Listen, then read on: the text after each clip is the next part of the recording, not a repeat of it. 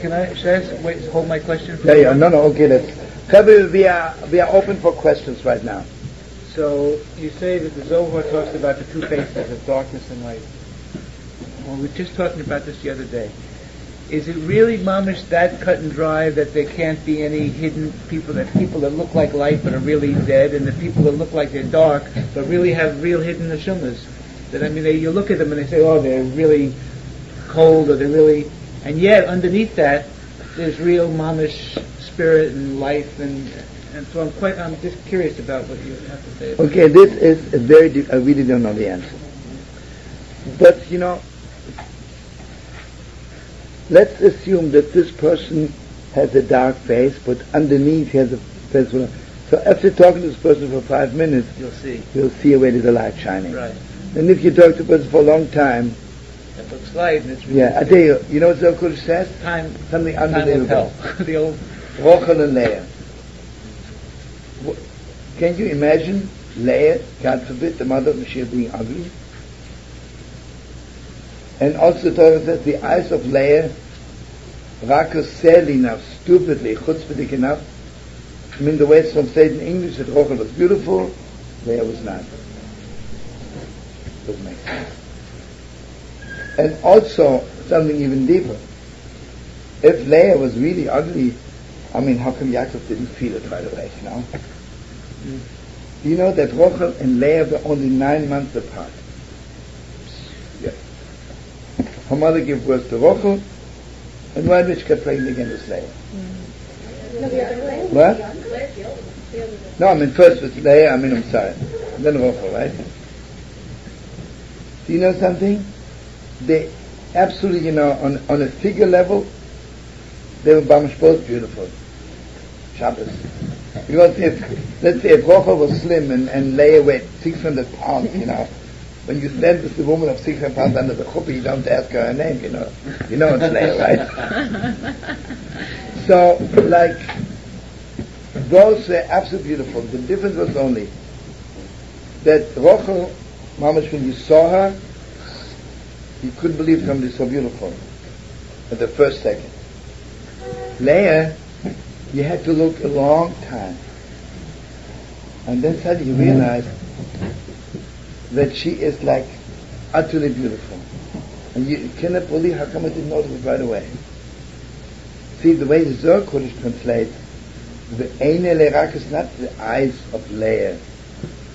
But when you look at Leah, you have to look for a long time to see a beautiful shape.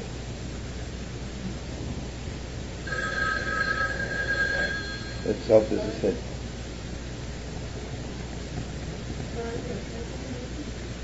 Now ask who it is. Yeah. Who is it? Either from San Francisco. Yeah. Okay, tell her I love it the most. Tell her where she should be in the next hour and a half in the middle of learning. She's in the middle of learning.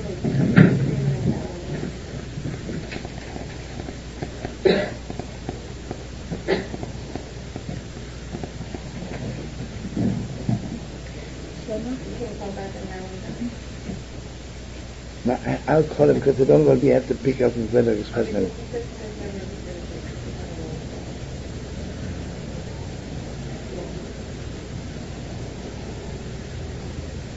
want to give him a message?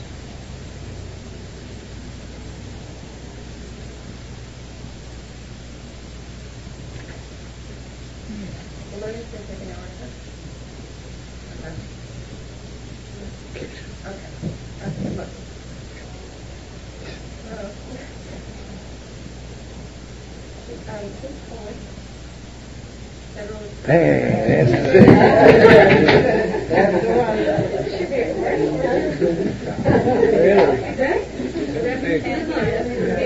After that you turn up the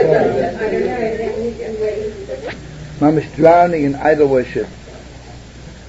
Then you have to start giving tzedakah. That's the only way which breaks down the wall. Because the moment, if you are the center, if you are collecting dead money because you're the center, everything is you, then the money you get is for yourself. It's again dead money. But if you take the money which you could use for yourself and you give it to somebody else, when you change, I'm sorry, what?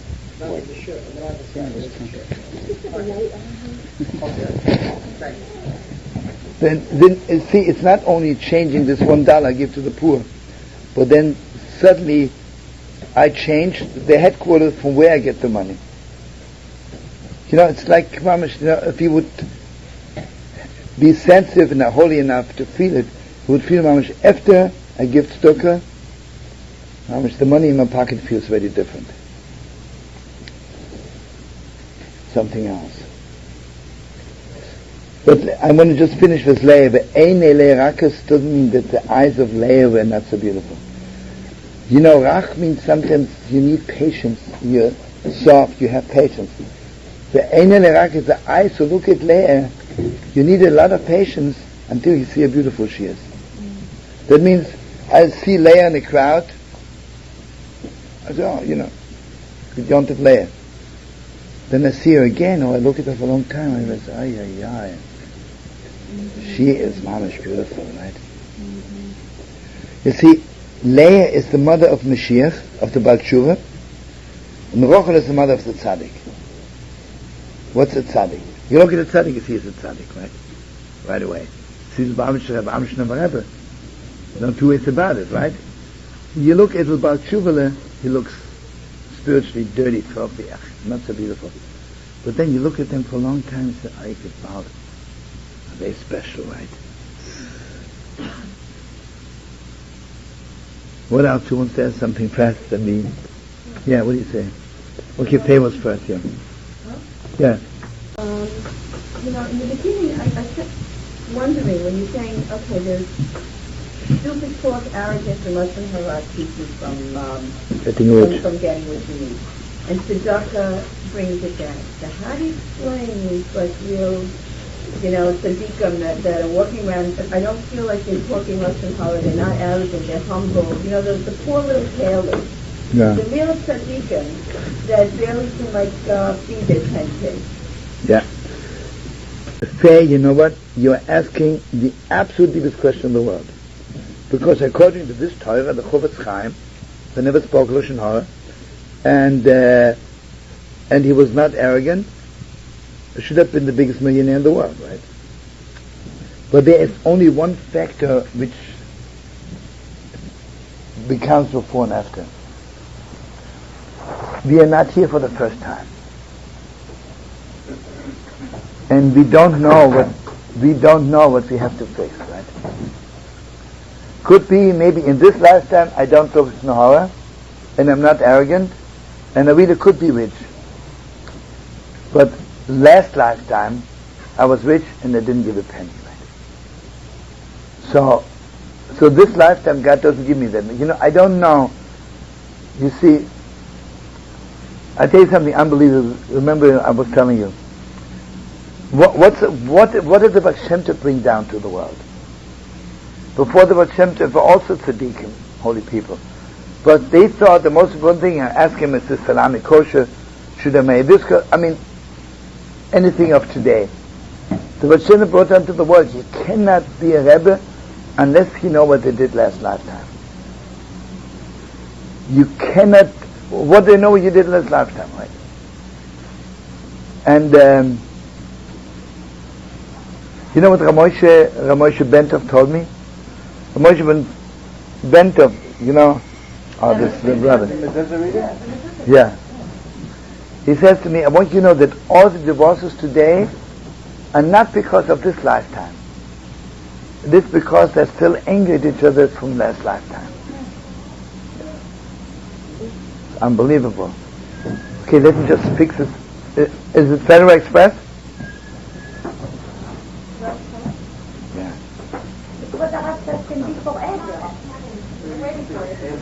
Hey!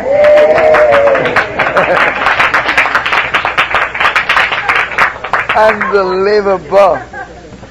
I have no way of thanking you. I want you to know you really saved my life, brother. He is the best. Yeah. He is cute like sugar.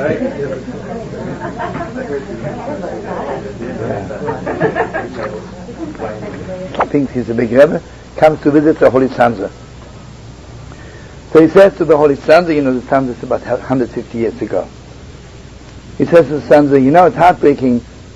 Last generation we had rabbis who know what everybody did last lifetime. Today we don't have anybody. Sons didn't say a word. Friday night. After the feast was over, and this rebbe left, and the Heilige Rabbi Golitzer was 8 years old, one of the sons of the Sons, says to his father, what a chutzpah. He says, even I know that. Give out. This is not to be believed, right? You remember the story, without getting involved, someone mentioned it to Shabbos, you know, the Sansa was limping. And the most heartbreaking thing is, you know why he was limping? When he was 4 years old, some adult got angry at him for something and kicked him in the foot and broke the foot, and it never healed. Was bleeding all his life. Someone just... Anyway, so, you know, can you imagine the Sons, it would have not been limping where it could be, you know?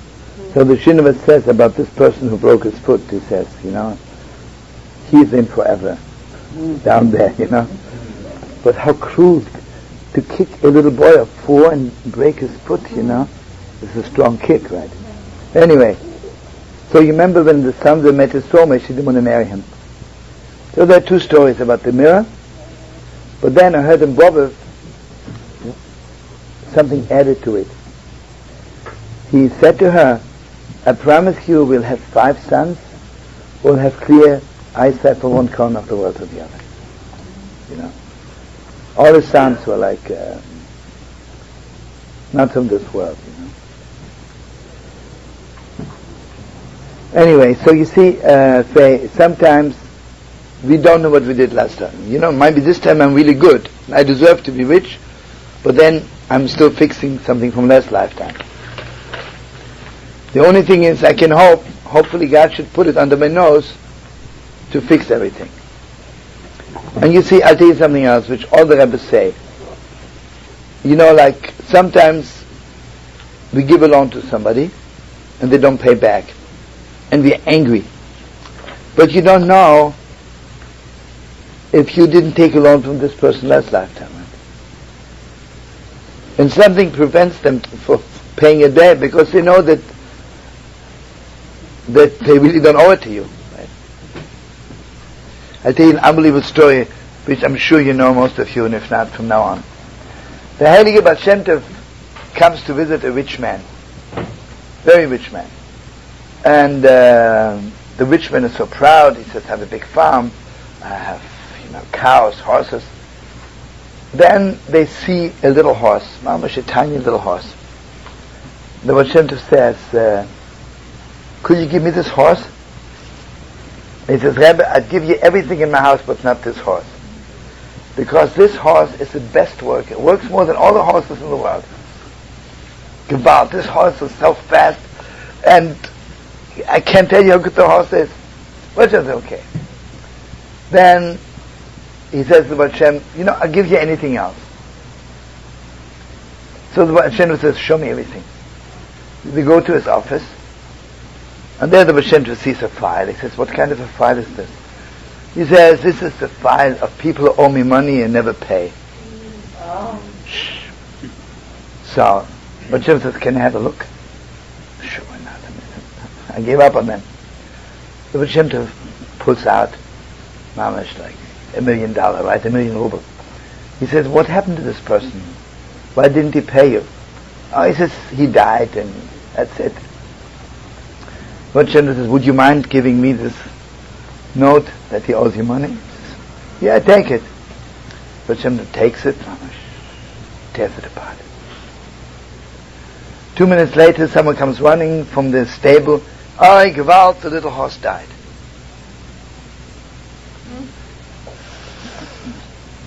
Baal Shem says, don't you understand?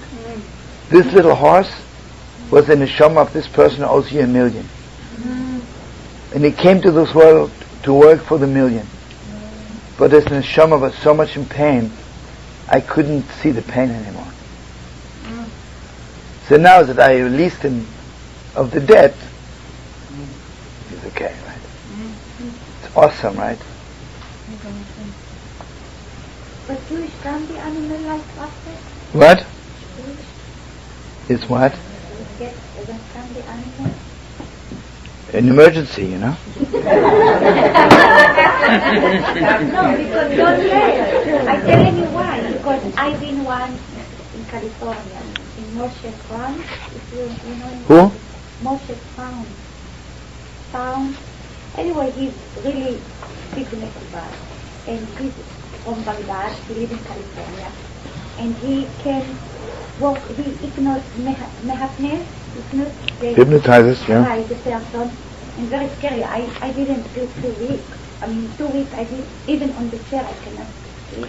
He hypnotized you, yeah? No, I prayed, so I did it. I get to this and then I said no. But anyway, I've been there he did that to some Israeli woman, and she started to speak Russian. And she's from Morocco, she doesn't know one word in Russian. She doesn't even wear Russia in the map. When she wake up, we talk with her, and we tell her, you spoke Russian. She spoke Russian.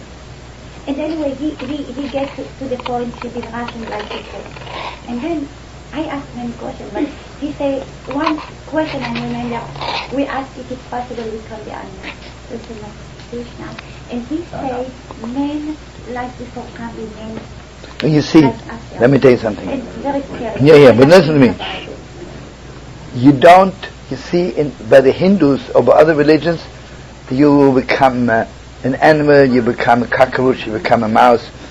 And you have all kinds of life forms. For us, no. God doesn't punish you to become a mouse. But this was not punishment. He owes money and he has to pay off. So there is 2 ways of doing it. Or he comes back as a human being and has to work hard and goes through all the pain of being a human being. I want you to know, Reb Nachman says that in heaven, they ask you if you want to come back. In heaven, they don't give decrees on you whatever you don't want. How much they ask you? And Reb Nachman always put a vow on his chassidim, before you agree to anything when you go up there, tell them you want to see me first. Gewalt. Reb Nachman says, so all the chassidim, to the people who always ask me what to do, you are safest because in heaven you can always say, I never did anything without my Rebbe. I want to be to my Rebbe also. Here comes the end, the cutest end. So the chassidim say, so what's going to be? He said, listen to me. I'll be sitting in the Gan Eden, let's say next to the Baal Shem, right? And you are just come up to heaven, and they don't know what to do with you, and they give you a few options, right? If you want to come down to the world, or you want to go to hell, sometimes to cleanse you, so what do you want to do? So you say, I got to see my Rebbe, right? So they let you up, to Gan Eden, and you start talking to me. He says, would I be a Rebbe if I let you out? So they come to collect you, I say, I'm sorry.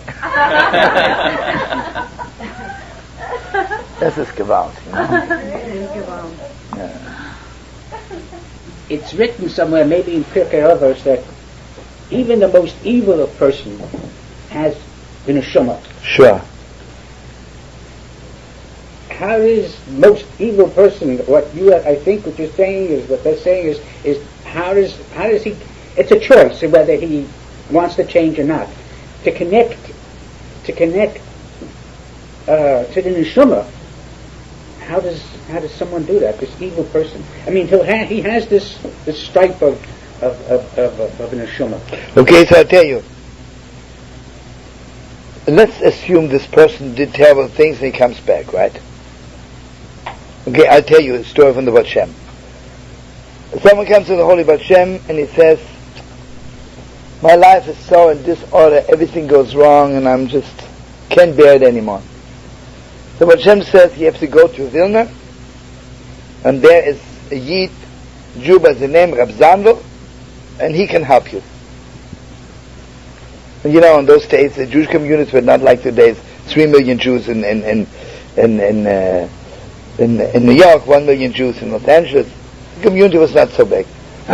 Comes back to Vilna, goes into the Besmedrash, says, I need to see someone named Reb Zandel. So the two old Yidden sitting there and they say, there is no Reb Zandel here. I say, this can't be. The Reb Shlomo sent me here. He says, is maybe an older man Reb Zandel? He says, yes. They say 100 years ago there was someone he was named Reb Zandel. The most terrible person in the world ever. He did mamash wrong to everybody, and thank God he's dead. He comes back to the Reb Shlomo, he says, there is no living Reb Zandel. The Reb Shlomo says, you are that Reb Zandel. And you're complaining to God that he is bad to you. He says, what you deserve is not even the little good you have. But God has compassion upon you. And, So how do we find out who we are? You see what it is. Even the Rebbes don't tell you. By Moshe Rabbeinu, just this Shabbos, it says, B'chol beisi ne'emanhu, in my whole house he's trustworthy. That means, you know what a trustworthy person is? He knows and he doesn't tell. What do you want to say, darling? You're not supposed to find out who you were in the other lifetime? No, you see the Rebbes, all those big Rebbes, right? They tell you what to do. They know it's good for you because what you did last time, but they won't tell you. Because you don't find out. All the people who tell you they know what you did, it's fake. Because I tell you something, it's only given to the mamish, to the tzaddikim who are serving God day and night, right? You for $10, $50 a session regression, and I'm sitting there, and mamish is sitting there. And they tell me what they did last lifetime. They don't know what they do. This person doesn't even know what they're doing this lifetime, right? You see, it's my profession to take. But again, I don't want to knock it. Maybe by mistake they know the truth. I don't know. But I wouldn't pay $50 for it. If they pay me $50, I listen to them. Well, the understanding that comes through high spirit, through the person.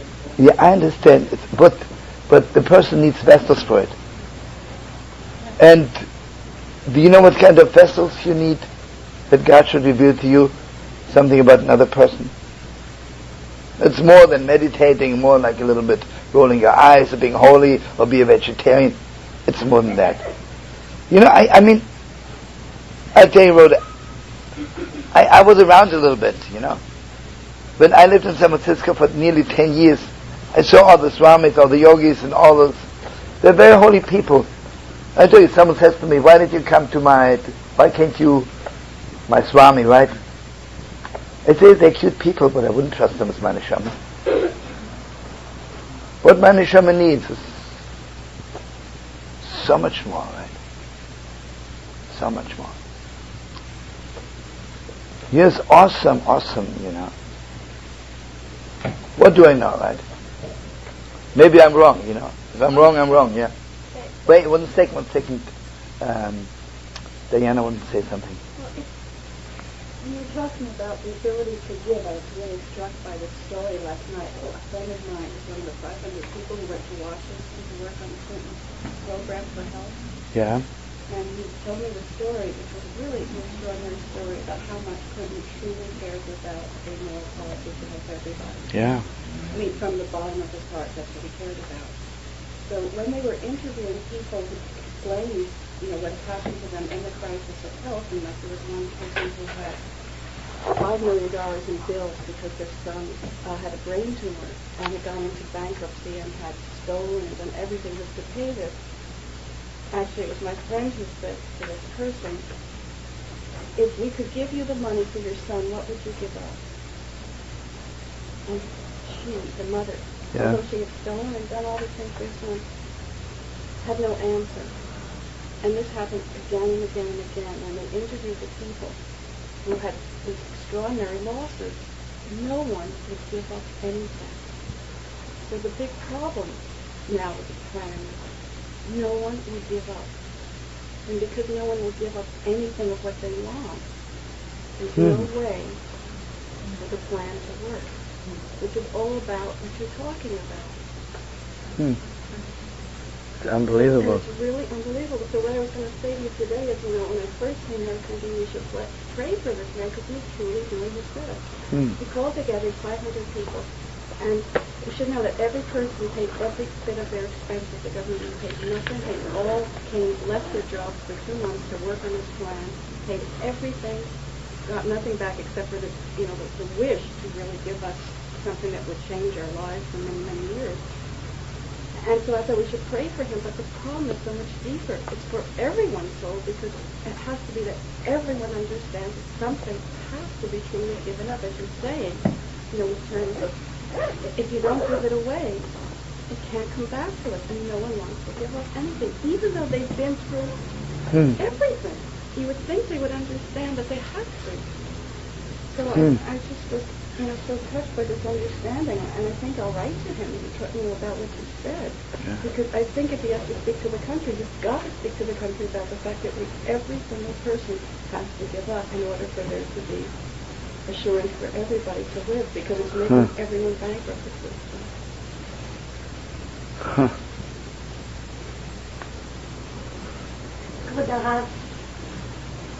I wanted back for what the lady asked. You say they don't know and they're not allowed to go. I mean, you say, I don't know, you see, it doesn't... We know Baal Shem Tov, Alav Shalom, when he look on person, we know. Yeah. We know that. When he look on person, he know his soul, comes from. We know it. It's right down, so people know. Yeah, you see, I wouldn't swear that those people don't know. I don't know.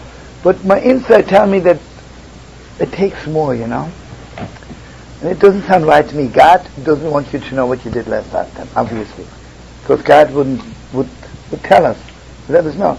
Then if I pay $50 and suddenly I know it? I don't think so. It's Shlomo, sometimes they do hypnosis, but they don't tell you. You come up with it.